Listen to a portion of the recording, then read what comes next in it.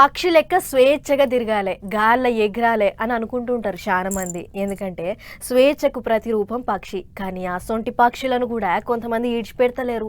వాటిని ముప్పు తిప్పల పెట్టి 3 షర్ల నీళ్లు తాగిస్తుర్రు. ఇప్పటికే పందాల పేరుతోని కోళ్ల దగ్గర నుంచి పొటేళ్ల దాకా అన్ని మూగ జీవాల ఉసురు తీస్తున్న పందెం రాయిళ్ళు ఇప్పుడు స్వేచ్ఛగా గాల్లో ఎగిరే పావురాలను కూడా బలి చేస్తుర్రు. చూడుర్రి ఇక్కడ ఏమైందో.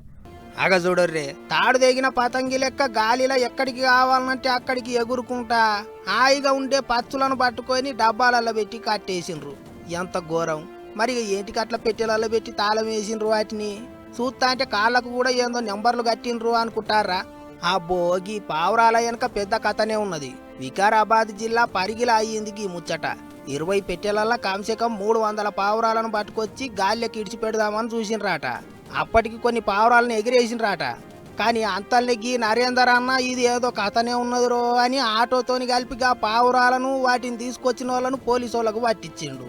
అసలు కథ ఏంటిదంటే కొంతమంది బద్మాషిగాళ్ళు పావురాల పోటీలు పెడుతున్నారట. తొలత పావురాలను ఎక్కడనో ఓ జాగలు ఇడిచిపెడతారా అన్నట్టు. అటెనక పావురాలు ఎగురుకుంటా వాళ్ళు అనుకున్న జాగకు ఏది తోల్తపోతే అది గెలిచినట్టు. సంక్రాంతి పండుగ వస్తున్నది కాబట్టి పావురాల మీద కోట్ల రూపాయలు బెట్టింగులు కడుతున్నారట కొంతమంది.